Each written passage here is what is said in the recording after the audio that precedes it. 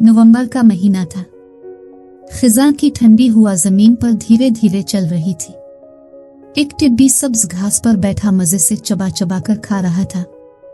इसके चेहरे पर सुकून और खुशी की झलक साफ देखी जा सकती थी। वाह, क्या जिंदगी है! रोज ताजा घास, कोई काम नहीं, सिर्फ आराम ही आराम, टिड्डी ने खुश होकर कहा। इसने पेट भर के खाया, कुछ घास को एक तरफ रखा और बाकी बेदिली से फेंक दी। इतने में एक कबूतर वहां से गुजरा। उसने देखा कि टिड्डी खाने को ज़ाय कर रहा है। वो रुक गया और बोला, अरे भाई, तुम इतनी अच्छी घास ज़ाय क्यों कर रहे हो? रात हो चुकी है, अब ये घास सूख जाएगी, फिर सर्दी आने वाली है, तुम्हें कुछ ज़ख़ीरा करना चाहिए। टिड्डी हंसा, वो कबूतर मियाँ, तुम्हें क्या परेशानी है? घास तो खुद ही उगती है, मैं कल दोबारा खा लूंगा। कबूतर ने अफसोस से सर हिलाया और उड़ गया। टिड्डी खुशी खुशी घास छोड़कर आसमान की तरफ उड़ने लगा।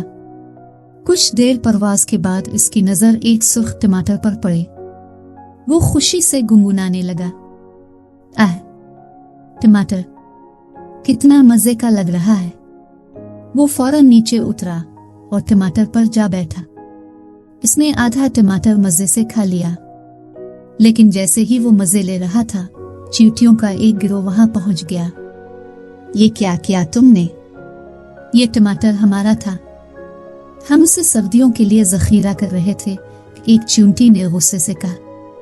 टिड्डी ने माजरत की, वो सॉरी, मुझे मालूम नहीं था, मैं बाकी का तुम्हारे बिल तक पहुंचा देता हूँ। चींटियां थोड़ी सी नाराज थी, मगर टिड्डी के पेशकश पर खुश हो गई। वो सब मिलकर टमाटर बिल तक ले गए, लेकिन रास्ता मुश्किल था। टमाटर भारी था और टिड्डी इसे अकेले न उठा सका। तब टिड्डी ने एक तरकीब सोची, मैं टमाटर को रूल करके धक्का देकर बिल तक ले जाता हूँ। चींटियां खुश हो गई। टिड्डी ने वाकई टमाटर को हवा में उड़ते हुए धक्का दिया और आहिस्ता आहिस्ता बिल तक पहुंचा दिया। चींटियां बहुत खुश हुई। चींटी मलिका ने प्यार से कहा, टिड्डी भाई, तुमने हमारी बहुत मदद की, लेकिन तुम्हें भी सर्दियों के लिए खुराक जमा करनी चाहिए।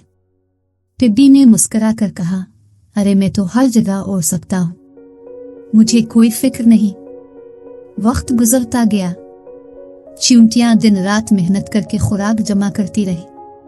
दूसरी तरफ टिड्डी सारा दिन मजे करता रहा। फिर एक दिन बर्फबारी शुरू हो गई। हवा ठंडी थी और जमीन पर सफेद चादर बिछ गई।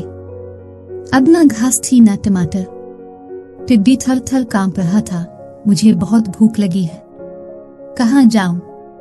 वो उधर उधर भटकता रहा, मगर सब जगह बर्फ थी। इसके पर जिम गए थे और सर्दी इसे निढाल कर रही थी। तब अचानक एक तेज झोंका आया और इसे चींटियों के बिल के पास गिरा दिया। चींटियां हैरान हुई, ये तो टिड्डी है, इसकी हालत तो बहुत खराब है। चींटी मलिका फौरन लकड़ियां लाई, आग जलाई और पत्ते लाकर उसे खिलाए। टिड्डी को सुकून मिला, इसकी आंखों में आंसू थे। शुक्रिया दोस्तों, मैंने कभी नहीं सोचा था कि एक दिन मुझे तुम्हारी जरूरत पड़ेगी, तुमने मुझे बचा लिया।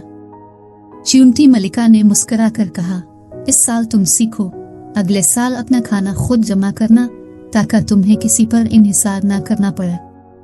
टिड्डी ने सर हिलाया, हाँ, मैं वादा करता हूँ, अगले साल में भी तुम सब की तरह मेहनत करूंगा और सर्दी के लिए तैयारी करूंगा। सब चींटियां खुशी से तालियां बजाने लगी। आग के गिर्द सब बैठ गए और सर्दी की रात एक नई दोस्ती और सीख के साथ गुजरने लगी। अखलाकी सबक, जो लोग वक्त पर मेहनत और तैयारी करते हैं, वो हर मौसम का सामना कर सकते हैं, और सच्चे दोस्त वही होते हैं जो मुश्किल वक्त में साथ निभाएं।